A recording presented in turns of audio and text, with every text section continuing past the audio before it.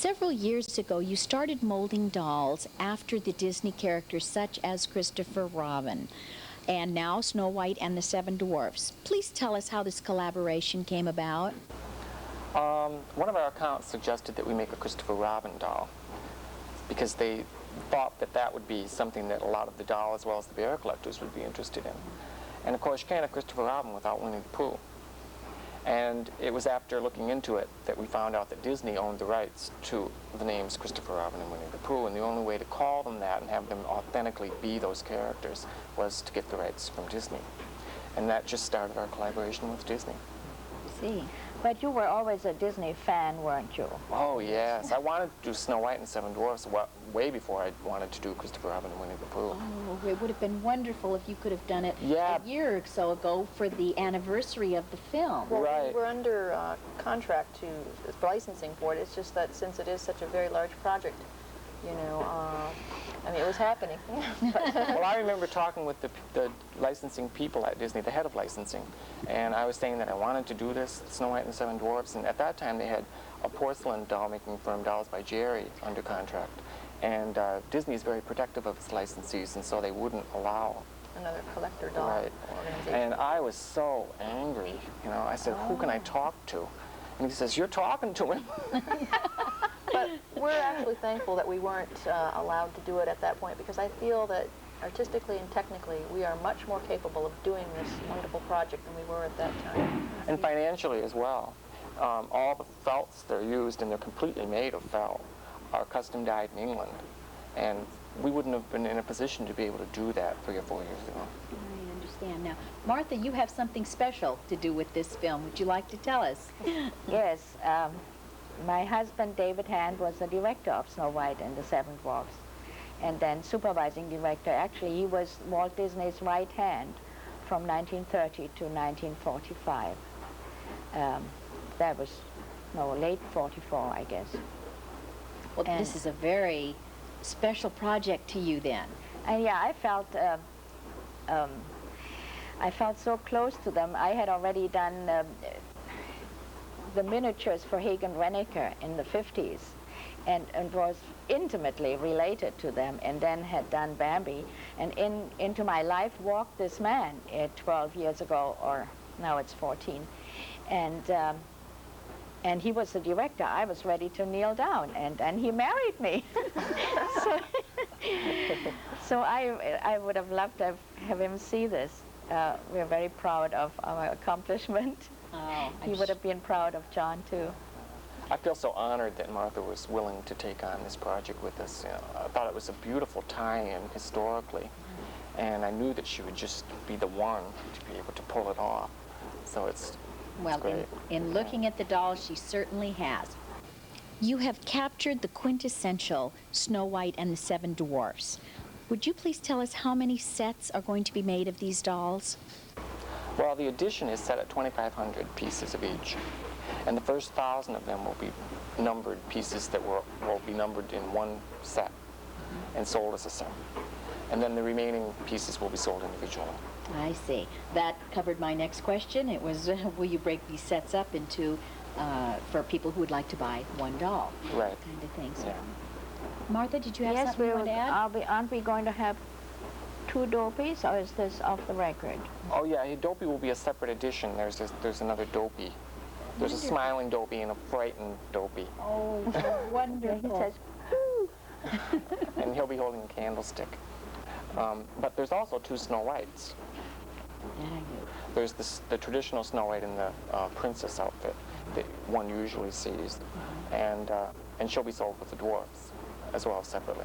And then there'll be a separate edition, a smaller edition of Snow White from the first frames of the film where she's dressed in rags with a wooden pail and wooden shoes.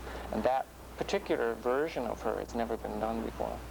So there's quite a bit of excitement over that one. Wonderful. How much will the doll sell for in the set? The sets will sell in the stores for around $2,700, $2,700. Oh, they're wonderful. If somebody would like to order a set of Snow White and the Seven Dwarfs, and they'd like to keep all the numbers exactly the same, but can't come up with the full amount of money, does your company offer a layaway plan? Well, first of all, we have around 50 accounts nationwide. And we don't sell direct to the collectors.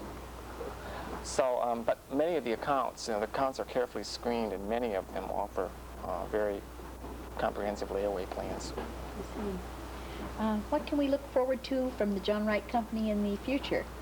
Oh, it's endless. There's so many things that we want to do. My wife just was telling me the other day that she wants us to do Dumbo. He's so darling. He would be perfect in felt. Wouldn't he? You know, you don't even need a sculptor. That's true. He could be all just a a mask, stitch like the teddy because, bears. yes. But more imminently, the Disney company has asked us to do Mickey and Minnie Mouse this year for Mickey's 60th anniversary. That would be just wonderful. And they'll be introduced in November at a big birthday bash at Bloomingdale's. And then we're going to be looking into possibly doing Raggedy Ann and Andy and Peter Pan, not Disney's Peter Pan, and Alice from the Tenniel illustrations. So it's endless. Just mostly, we've been sort of gravitating toward characters from books.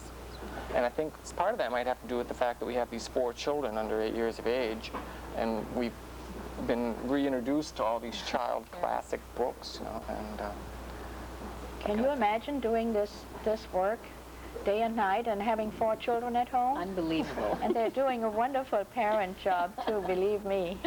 Thank you. Are you interested in your company growing larger, or are you happy with its present size? well, it has to grow larger. I see us within the next year or two, probably we would double the workforce. But that's still only 24 people or so. And but why I say it has to go larger is because we're basically about 2 years behind now on our orders, and we have a lot of catching up to do. But I see it tapering off at some point, if only because by the nature of the product that we make, we have to. It's a limited kind of a thing to begin with. The control that we need to maintain would dictate that. The market is somewhat limited, and I could see it probably not growing too much beyond 30 workers or so, and liking to keep it at about that level. Do any of your employees help with the designs on these dolls, or is that exclusively yours?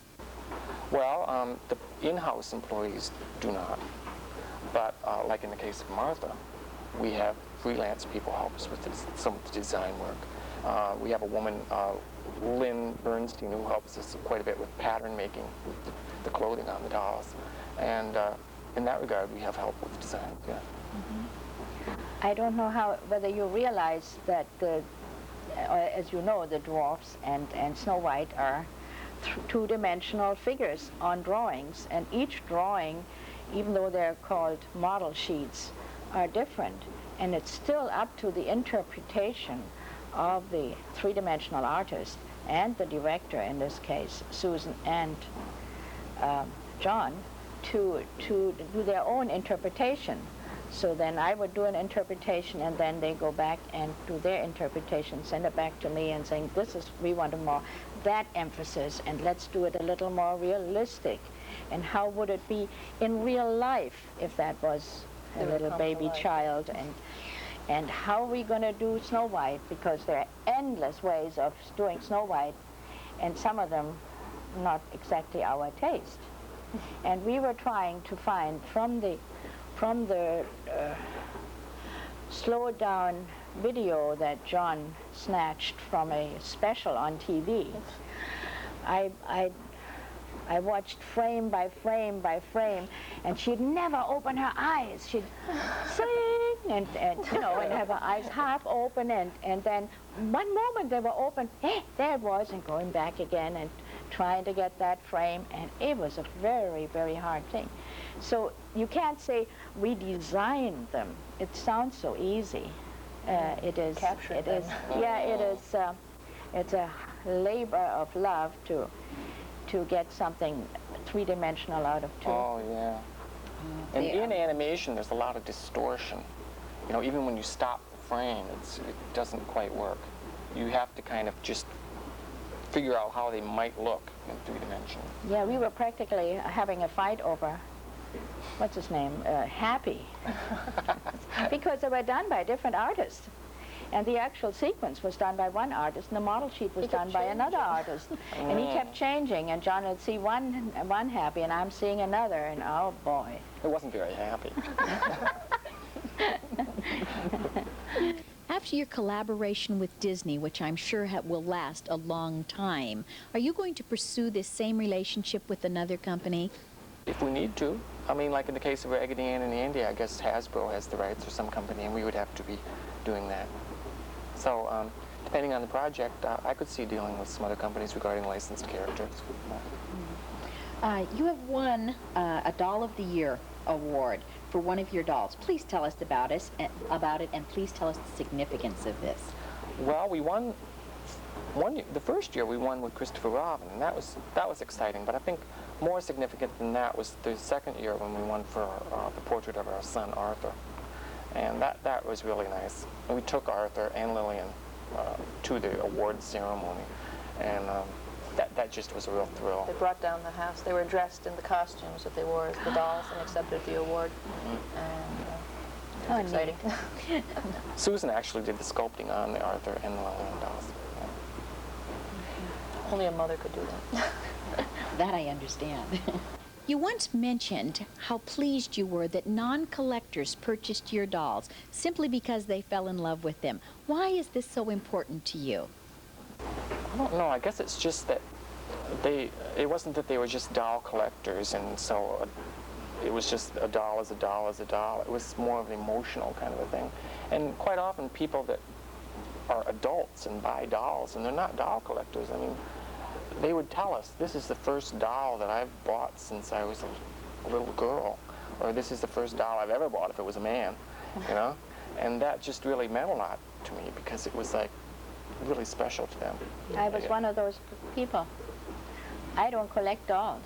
I bought their, no, this was before the children. What is her name?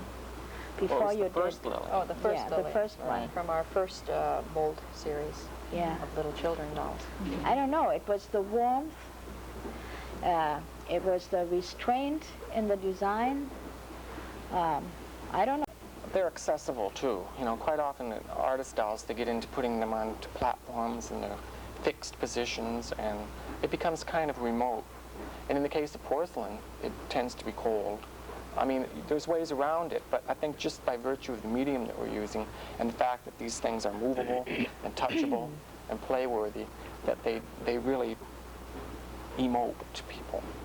I'm sure many viewers would like to know about your dolls. How can these people get in touch with you? I don't know if we would want that. Judith would be kept awfully busy answering the phone. In other words, you don't want their letters and that sort of thing to the business? Oh no, we get them all the time, and it's nice, quite nice. So write us or call us. Give them your address and your phone. Go ahead and Well, give them your actually, address. they are, they're the artists and the wholesalers. Then there are the Right. The shops know quite a bit about it, about the dolls and the operation and things like that. They can give the collector quite a bit of information. But even though we don't sell direct, we certainly don't mind hearing from people and having them talk to us. John, would you or Susan like to say anything about your company that we haven't covered? One thing I have thought from time to time is that I kind of see this doll making thing as almost being like when somebody would write a play, and then they'd have to get a bunch of people around, lighting technicians, scenery people, actors, actresses, to put the play on and make the play happen, but it's still my play. And I sort of see that, particularly in the Snow White and Seven Dwarfs project, where there's been such a long research and development period. And it's all like we're setting the stage for these to be produced. And then when they're produced, it's like when a play runs for a period of time, and there's various performances, and each performance is the same according to the original concept. And I don't know if anybody's ever thought of doll making that way, but it struck me that way sometimes. My role is more like a director or something. Susan, how about you? Do you want to add anything else? No, I guess not. Just that I'm glad to have the opportunity to be involved with this whole thing. I can understand why. The dolls are certainly lovely. I just love it. Oh, boy.